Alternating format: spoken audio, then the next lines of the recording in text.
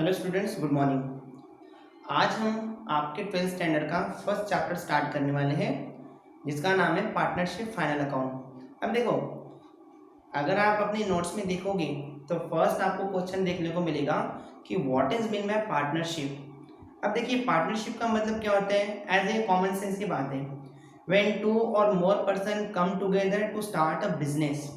जब दो या उससे ज़्यादा पर्सन्स एक साथ जुड़ते हैं और एक बिजनेस फॉर्म करते हैं, उसे हम पार्टनरशिप कहते हैं। ठीक है। अब देखो, पार्टनरशिप में होता क्या है।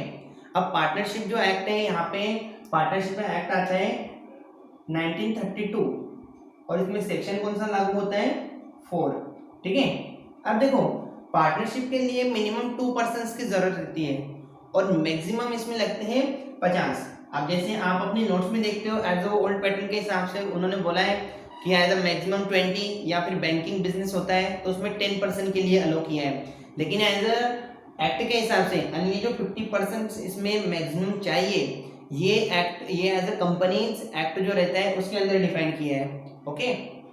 अब देखो, पार्टनरशिप में होता क्या है। आपने लास्ट ईयर 11th स्टैंडर्ड में फाइनल अकाउंट किया था। अब वो जो फाइनल अकाउंट किया था वो किसके लिए किया था, एज अ सोल ट्रेडर के लिए। सोल ट्रेडर का मतलब आपको पता होगा, जब कोई एक पर्सन बिजनेस स्टार्ट करता है या एक ओनली वन प्रोप्राइटर, एक ही बिजनेस का ओनर है जो बिजनेस स्टार्ट करता है, तो उसके लिए वो क्या करता है, एज अ फाइनल अकाउंट बनाते हैं। अब देखो, आपको मैं बताता हूँ यहाँ पर। अब फाइनल अकाउंट में होता क्या था, फाइनल अकाउंट में हम क्या करते थे। सबसे पहले देखो, फाइनल अकाउंट बनाने के लिए आपके लिए आपको जनरल एंट्री चाहिए। ठीक है। उसकी लेजरिंग हो गई। देन उसके बाद में क्या बनता था, ट्रायल बैलेंस। ट्रायल बैलेंस बन गया तो ट्रायल बैलेंस बनने के बाद में आप इजीली अपने 3 अकाउंट ओपन करते थे। इसमें कौन सा, trading account, then profit and loss account, और लास्ट में क्या बनता था यहाँ पे, बैलेंस शीट। ठीक है। अब मेरे को एक बात बताओ, देखो इसमें हम क्या करते थे। ट्रेडिंग अकाउंट का मतलब क्या रहता है, मैन्युफैक्चरिंग की एक्टिविटीज, जो भी मैन्युफैक्चरिंग के लिए आपने खर्चा किया है। जैसे फॉर एग्जांपल लास्ट ईयर का आपके पास कोई स्टॉक होगा, आपने वो यहाँ पर ओपनिंग स्टॉक करके लिखा है, कुछ परचेस किए हैं, उसमें से रिटर्न किए हैं एज अ सैलरी। उसके बाद में सैलरी आप डालते हो प्रॉफिट एंड लॉस अकाउंट में, वो इसमें नहीं आते हैं। ठीक है। अब देखो, प्रोडक्शन पर्पस के लिए जितना भी खर्चा लगता है, जैसे उसमें वेजेस हो, कैरेज इनवर्ड बोले तो परचेज एक्सपेंस ऑन परचेज के लिए, परचेज करने के लिए आप जो खर्चा करते हो वो क्या, वो किस में आते हैं, एज अ ट्रेडिंग अकाउंट में आते हैं। उसके बाद में पावर फ्यूल वगैरह जो लगते हैं वो भी ट्रेडिंग अकाउंट में आते हैं। मुझे इजीली बोला जाए तो मैन्युफैक्चरिंग पर्पस के लिए जो भी एक्सपेंसेस किए जाते हैं वो किस में आते हैं, ट्रेडिंग अकाउंट में। अच्छा, माल बनकर तैयार हो गया, आपने मार्केट में सेल कर दिया। ओके, तो ट्रेडिंग अकाउंट के लास्ट में आपको क्या मिलता था, ग्रॉस प्रॉफिट। तो ये हमारा प्रॉफिट होगा क्या, नहीं, क्योंकि देखो जब आप प्रॉफिट एंड लॉस अकाउंट बनाते हो तो इसमें आपने सेलिंग करते समय जो जो खर्चे किए, जैसे फॉर एग्जांपल डिस्ट्रीब्यूशन एक्सपेंस वगैरह जो भी होगा, या आपने एडवर्टाइजमेंट की उसके लिए, देन उसके बाद में कोई व्हीकल होगा उसके ऊपर जो डिप्रिसिएशन लगाए हैं वो भी आप प्रॉफिट एंड लॉस अकाउंट में लिखते हो गया। सैलरी किसी को प्रोवाइड करते हो, इलेक्ट्रिसिटी का बिल भरते हो, तो जो भी एक्सपेंसेस थे ये सब एक्सपेंसेस माइनस करने के बाद में लास्ट में जो प्रॉफिट आता था उसको हम क्या करते थे, यहाँ पर एज अ नेट प्रॉफिट के नाम से लिखते थे। नेट प्रॉफिट को हम किस में ट्रांसफर करते थे, एज अ कैपिटल अकाउंट में। अब मुझे बात बताओ, देखो ये जो कैपिटल अकाउंट रहता है ना, इसमें अब ये हम एज ए लायबिलिटी साइड में फर्स्ट सबसे पहले लिखते हैं। अब ये कैपिटल क्या रहता है, कैपिटल ये ओनर का पैसा रहता है, बराबर है ना। जैसे फॉर एग्जांपल अगर आप अकेले हो, कोई आप बिजनेस स्टार्ट करते हो, तो उसमें आपने जितना भी इनकम कमाया वो किसका इनकम होगा, आपका होगा। तो एज इसमें क्या रहता है, ये आपको पता होना चाहिए। देखो अकाउंट में एक एक चीज हम क्यों लिखते हैं, एज वो लायबिलिटी में क्यों आती है, नेट प्रॉफिट हमने लायबिलिटी साइड में क्यों लिखा, हमारा प्रॉफिट तो हमने उधर एज अ क्या बोलते बैलेंस शीट है, बैलेंस शीट की साइड में, बैलेंस शीट में हमने एसेट साइड में क्यों नहीं लिखा। तो इस सब बातों को दिमाग में रखना।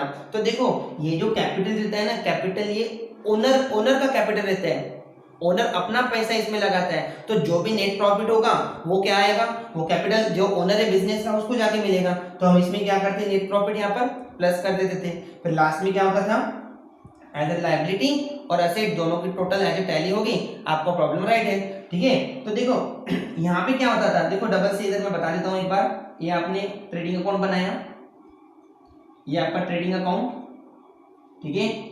यहाँ आप ओपनिंग स्टॉक, परचेस, यहाँ पे सेल्स वगैरह, क्लोजिंग स्टॉक लिखते हो नीचे। यहाँ पे आपका निकलते हैं ग्रॉस प्रॉफिट। फिर आप क्या करते थे, पीएनएल अकाउंट में ग्रॉस प्रॉफिट को इधर एज ये डेबिट साइड में आया, तो इधर जाके क्या होगा, क्रेडिट साइड में आ जाएगा। यहाँ पे आप क्या लिखते थे, ग्रॉस प्रॉफिट लिखते थे, ठीक है। फिर यहाँ पे आपका निकलता था, यहाँ पे आप सैलरी, जो भी एक्सपेंसेस होते हैं, जो ऑफिस एज देखो शोरूम में, ऑफिस में जो भी खर्चे होते हैं वो हम प्रॉफिट एंड लॉस अकाउंट में लिखते हैं, ठीक है। अब यहाँ पे नेट प्रॉफिट निकला, फिर हम नेट प्रॉफिट को क्या करते थे, यहाँ पर बैलेंस शीट में ये आपका कैपिटल, ये कैपिटल में हम क्या करते थे, इसको प्लस कर देते थे, ठीक है। नेट प्रॉफिट को प्लस कर देते थे एंड देन उसके बाद में ड्राइविंग वगैरह होगी तो माइनस कर हम डायरेक्टली अमाउंट बाहर लिखते थे। तो देखो एज सोल्ड जो हमने L1 स्टैंडर्ड में जो अकाउंट किया, जो फाइनल अकाउंट हमने किया, तो वो कौन सी ऑर्गेनाइजेशन के था, कौन सी ऑर्गेनाइजेशन एज कौन सी कंसर्न के लिए था, वो सिर्फ था as a sole trading, as a only one proprietor. लेकिन अभी जो आप 12th स्टैंडर्ड में जो अकाउंटिंग सीखने वाले हो, वो अकाउंटिंग सीखने वाले हो पार्टनरशिप फर्म की, मतलब एज यहाँ पर एक पर्सन नहीं होगा। जैसे फॉर एग्जाम्पल देखो, जैसे यहाँ पे नेट प्रॉफिट आपने निकाला, यहाँ पे सीधा सीधा आपने नेट प्रॉफिट निकाला है, इधर बांट दिया है। अच्छा तो देखो अगर मैं बोलता हूँ कि बिजनेस में 2 पर्सन काम करते हैं, ए और बी, तो मुझे एक बात बताओ, ये जो नेट प्रॉफिट होगा ये सिर्फ ए को दे दोगे? एटलीस्ट बी भी तो बोलेगा ना, मैंने भी यहाँ पे काम किया है, मैंने भी अपना कैपिटल लगाया है, तो मुझे प्रॉफिट मिलना चाहिए। हम ऐसे थोड़ी कर सकते हैं यहाँ पे, उसके बाद में ऐसे थोड़ी कर सकते, नहीं भाई तू 2 दिन नहीं आया था, अच्छा तू अच्छा नहीं है, या तू काम नहीं करता, तो ऐसा नहीं, कोई भी हम रीजन दिखा के हम इसको टाल नहीं सकते। तो हमें जो यहाँ पे जो नेट प्रॉफिट निकलेगा वो हमें दोनों को डिस्ट्रीब्यूट करके देना पड़ेगा। अच्छा तो ये डिस्ट्रीब्यूट कैसे करोगे? ऐसे ही दे दोगे, हाँ भाई तेरी साइज बड़ी है तो तू ज्यादा कैपिटल ले ले, तू बहुत ही पतला है तो तू कम नेट प्रॉफिट ले, ऐसा इसमें कुछ नहीं होता है। इसमें देखो हमको करना क्या पड़ता है, ध्यान देना।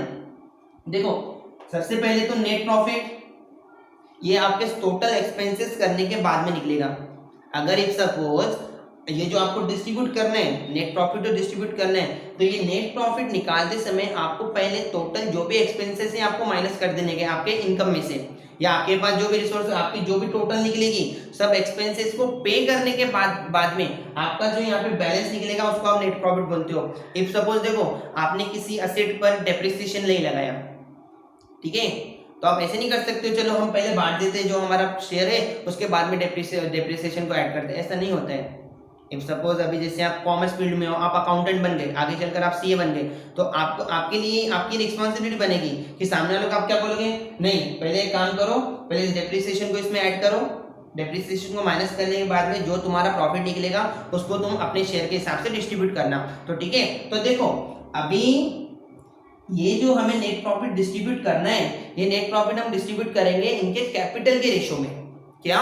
इनके कैपिटल के रेशो में। जैसे फॉर एग्जांपल देखो अब ए पर्सन है, इसने 50,000 रुपीज लाए, ठीक है, ये जो पर्सन है इसने 40,000 रुपीज लाए, तो अब इनका रेशो यहाँ पे क्या बनेगा 5:4। क्या बनेगा 5:4? ये 40 काट दोगे, ये 40 काट दोगे, इनका 5:4 बन गया। तो इनका जो कैपिटल का रेशो होता है उसके हिसाब से एज इनको इनका नेट प्रॉफिट डिस्ट्रीब्यूट किया जाता है, ठीक है। अब देखो ध्यान दो इधर, अभी जैसे यहाँ पे तो हमने पार्टनर्स देख लिया, तो अभी पार्टनर्स में आपके बुक में टोटल एज इसके कुछ टाइप्स दिए हुए हैं, इसके यहाँ पे 6 टाइप्स बताए हुए हैं। तो देखो इसमें क्या होता है, सबसे पहले आपके यहाँ पे आता है, आपके सामने आता है एक्टिव पार्टनर। अब देखो एक्टिव पार्टनर होता क्या है, जो पार्टनर बिजनेस में पैसा भी लाता है, जो पार्टनर बिजनेस में पैसा भी लाता है और डे टू डे एक्टिविटी में शामिल भी होता है, उसे हम क्या बोलते हैं यहाँ पे एक्टिव पार्टनर बोलते हैं, ठीक है। अच्छा दूसरा यहाँ पे आता है स्लीपिंग पार्टनर। अब देखो स्लीपिंग पार्टनर होता क्या है, स्लीपिंग पार्टनर ये होता है जो बिजनेस में एज अपना कंट्रीब्यूशन कैपिटल तो कंट्रीब्यूट करता है लेकिन डे टू डे एक्टिविटीज में शामिल नहीं होता, इसको हम डॉर्मिनेंट पार्टनर भी बोलते हैं। ये बात इसका अदर नेम याद रखना, आपको as a fill in the blank में आ सकता है, the partner who the partner who does not participate in day to day activities only bring a capital is called as. आपको नीचे ऑप्शन में स्लीपिंग पार्टनर का नहीं देगा, वहां पे एक्टिव करके दे देगा और लास्ट में कोई ऑप्शन देगा डोमिनेंट पार्टनर करके। तो आपको पता होना चाहिए कि एक चीज का दूसरा नाम क्या होता है। ठीक है, अब देखो थर्ड यहाँ पे आता है नॉमिनल पार्टनर। देखो नॉमिनल पार्टनर का मतलब क्या होता है? नॉमिनल पार्टनर का मतलब ये होता है कि जो पार्टनर बिजनेस में ना ही पैसा लाता हो और ना ही डे टू डे एक्टिविटीज में शामिल होता है, सिर्फ एज नाम के लिए एज ए नाम, उसका सिर्फ नाम नोट होता है, हाँ भाई मैं भी इनका पार्टनर हूँ बस, और कुछ नहीं।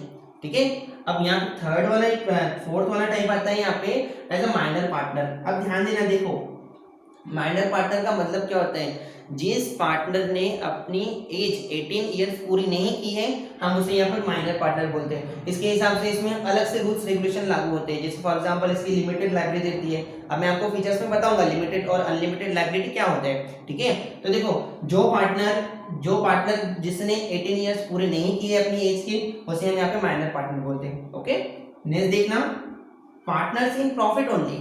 देखो पार्टनर्स इन प्रॉफिट ओनली, ध्यान देना, पार्टनर इन प्रॉफिट ओनली। अब देखो बेटा इसमें क्या होता है? पार्टनर इन प्रॉफिट ओनली का मतलब ये होता है ऐसा पार्टनर जो सिर्फ बिजनेस के प्रॉफिट में शामिल होता है, उसको लॉस से कोई मतलब नहीं होता। अनदर इसे जैसे कंपनी की जो मैनेजमेंट होती है, एज अ बिजनेस की जो मैनेजमेंट वगैरह होगी, मैनेजमेंट ऑफ द फर्म, उसमें भी अलाउड नहीं करते। तो एज अ जो बिजनेस में प्रॉफिट होगा, इसका जो शेयर होगा उसके हिसाब से इसको प्रॉफिट दे देंगे, बात खत्म। ठीक है, अब देखो यहाँ पे फिफ्थ हो गए, यहाँ पे सिक्स्थ वाला एक टाइप आता है partners by estoppel. Partners by estoppel. अब देखो यहाँ पे होता क्या है?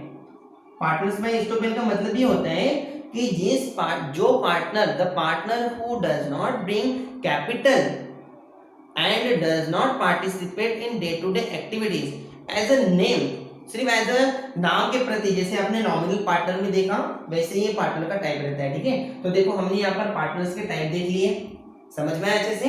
देखो अभी नेक्स्ट, अब इसमें होता क्या है, ध्यान देना। अब इसके हम आगे फीचर्स देखेंगे। देखो पार्टनरशिप के फीचर्स क्या होते हैं, हमें एक एक चीज को धीरे धीरे अच्छे से समझना है, उसके बाद में आपको ये फीचर्स में होता क्या है। फीचर्स में सबसे पहले यहाँ पर देखो, अगर आप अपनी नोट्स देखते हो तो उसमें भी अलग अलग तरीके से दिया है। जैसे फॉर एग्जांपल देखो, सबसे पहले हम इसमें लिखेंगे एग्रीमेंट। अब देखो एग्रीमेंट क्या होते हैं? जब दो पार्टनर्स, अब देखो पार्टनरशिप की स्टार्टिंग ही एग्रीमेंट से होगी, क्योंकि होगा क्या इसमें, when two partners come together to start a new form. जब दो पार्टनर एक साथ आएंगे अपना बिजनेस स्टार्ट करने के लिए, तो ऐसे को दोनों की उसमें सहमति चाहिए। जैसे फॉर एग्जांपल देखो उसके जो रूल्स रेगुलेशन हो गए वो यहाँ पे रूल्स रेगुलेशन हो गए, फिर लास्ट में दोनों की यहाँ पे साइन हो जाएगी, हाँ भाई जो भी पार्टनरशिप के जो भी रूल्स वगैरह है वो मुझे स्वीकार है, एज ए मैं तुम्हारे साथ बिजनेस करने के लिए एज ए तैयार हूँ। तो उसके बाद में ये जो एग्रीमेंट बनेगा, देखो ध्यान देना, ये जो एग्रीमेंट बनता है ये 2 फॉर्म में बनता है, एक रिटर्न में बनता है, एक ओरल में बनता है। लेकिन एज अ फ्यूचर डिस्प्यूट्स को अवॉइड करने के लिए, रिटर्न एग्रीमेंट ये सही रहता है। क्यों? उसमें क्या होगा, हम ओरल बोल देंगे हाँ भाई मेरा प्रॉफिट का शेयर इतना होगा, तुम्हारे प्रॉफिट का शेयर इतना होगा। फ्यूचर में हम ऐसे नहीं बोलेंगे कि कोई पर्सन एज अ रॉन्ग रहता है, लेकिन उसमें क्या रहेगा, कभी कभी सुनने में आ जाता है फिर हाँ भाई सामने वाले ने इतना बोला था, उसने उतना सुन लिया, फिर इसमें कैसा डिस्प्यूट हो जाएंगे। एज क्या रहता है, जिस बिजनेस में मिसअंडरस्टैंडिंग क्रिएट होती है ना, वो बिजनेस आगे नहीं चलेगा। जैसे अपने रिलेशन में भी, कोई भी रिलेशन भी हो, अगर उसमें मिसअंडरस्टैंडिंग क्रिएट हो जाए ना तो रिलेशन आगे नहीं चलता है, तो बिजनेस में भी ऐसा होता है। ठीक है, अब देखो नेक्स्ट इसमें आता है रजिस्ट्रेशन।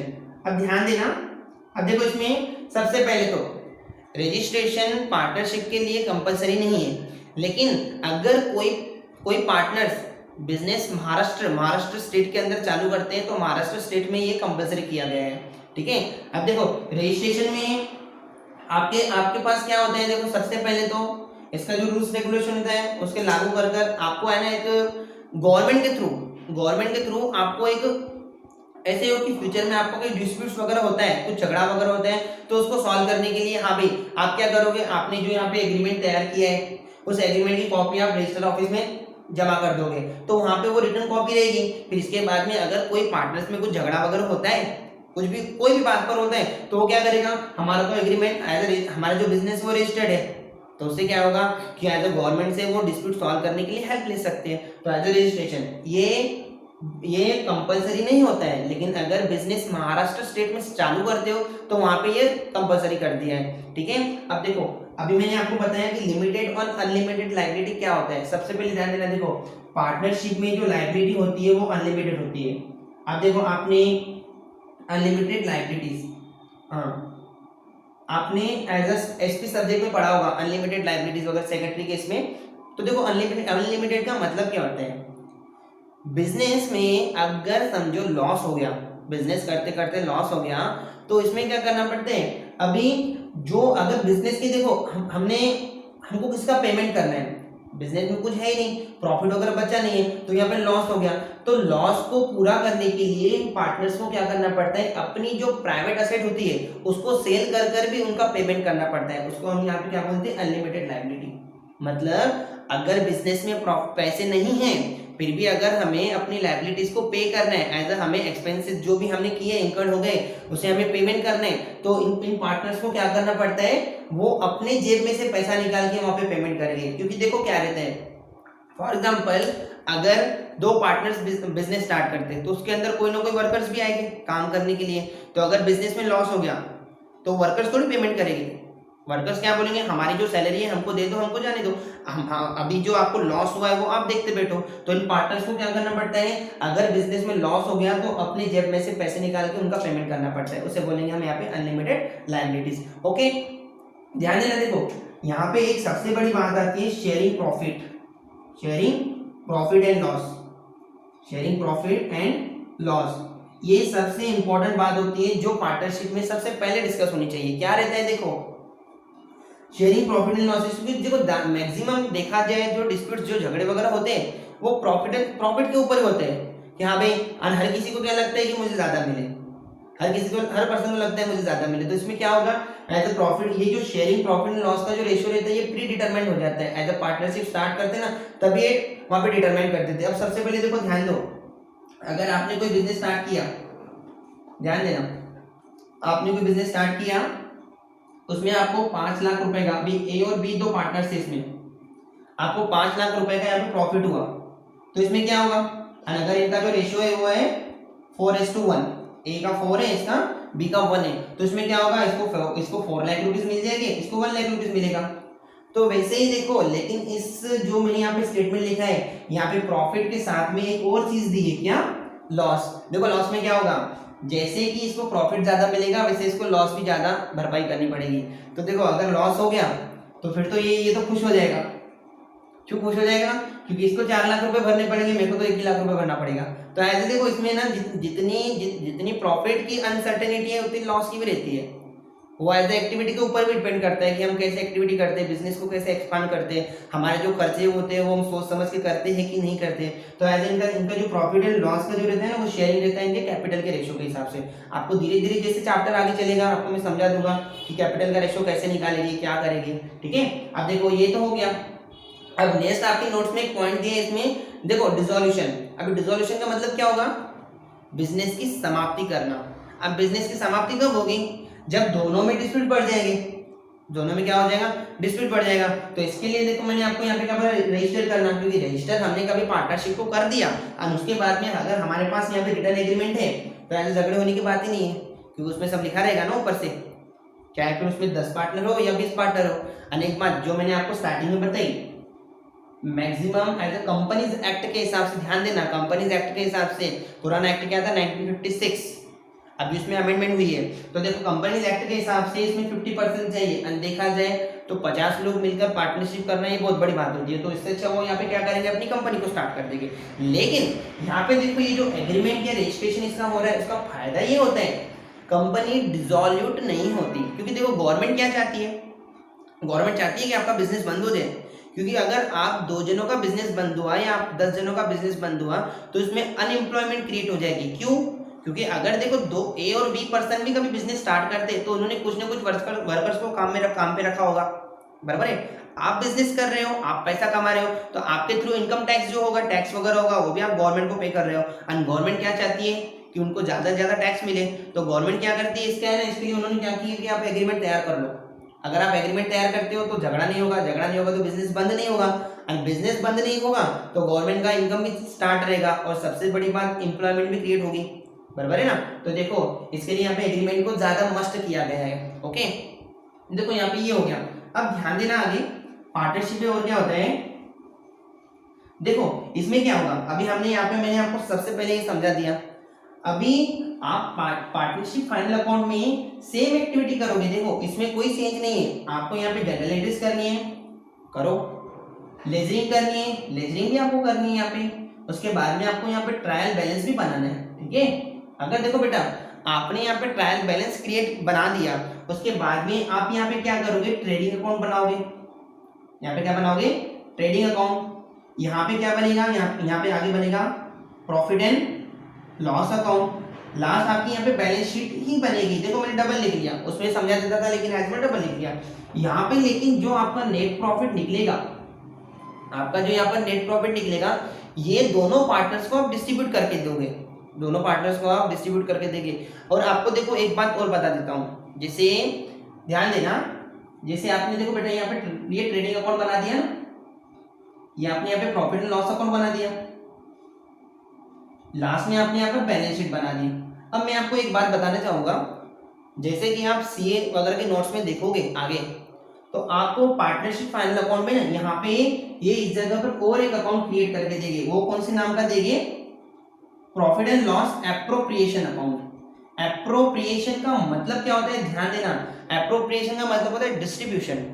एप्रोप्रिएशन का मतलब यहाँ पे क्या होगा, यहाँ पे क्या होगा उसका मतलब डिस्ट्रीब्यूशन। डिस्ट्रीब्यूशन देखो ये जो अकाउंट होता है ना, ये अकाउंट क्यों बनाए जाते हैं, सिर्फ पार्टनर्स के प्रॉफिट का डिस्ट्रीब्यूशन करने के लिए। आप इसमें क्या करते हो, देखो ध्यान दो, अच्छा ध्यान देना। देखो अगर आपने यहाँ पे अकाउंट बना दिया, अगर आपने यहाँ पर अकाउंट बना लिया, तो इसमें क्या होता था, यहाँ पे आपको प्रॉफिट एंड लॉस का जो नेट प्रॉफिट रहेगा ना, आपको as current year net profit करके जो भी आप लिखते हो यहाँ पे नेट प्रॉफिट करके लिख लोगे, और यहाँ पे उसकी अमाउंट लिख लोगे।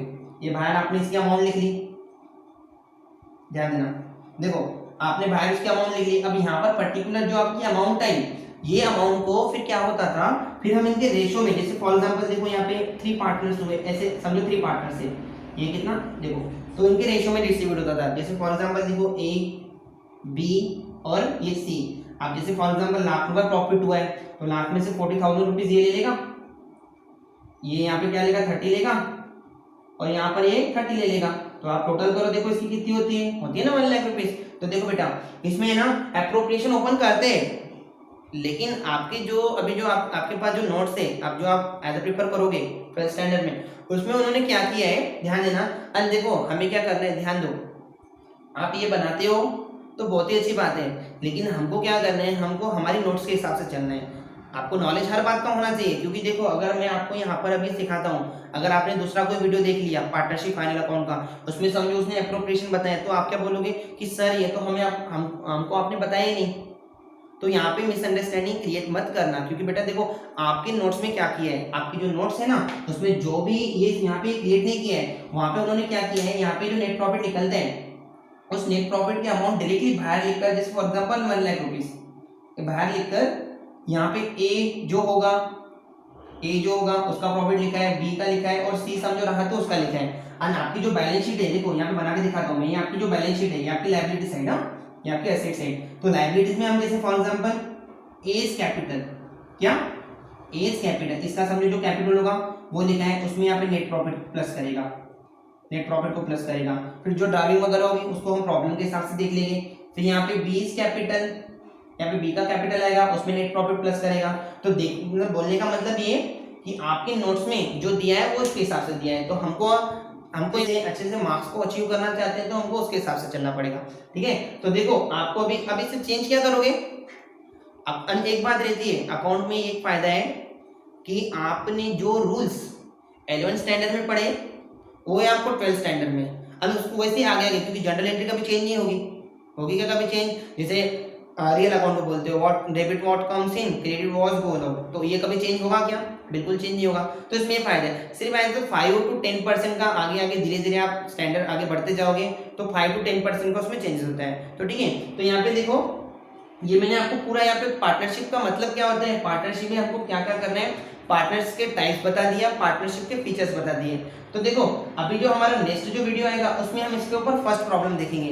And one more thing, if you have any problem you can ask me, आप मुझसे पूछ सकते हो, क्योंकि देखो अगर इसमें प्रॉब्लम अभी स्टार्टिंग में जनरेट हो जाएगी तो आगे आप अच्छे से सीख नहीं पाओगे। ठीक है, तो पहले प्रॉब्लम को अच्छे से सॉल्व कर लेना, हमें इसमें क्या करना है क्या नहीं करना है, उसके बाद में हम इसके ऊपर प्रॉब्लम सॉल्व करेंगे। ठीक है, कंप्लीट हुआ ये। Thank you class.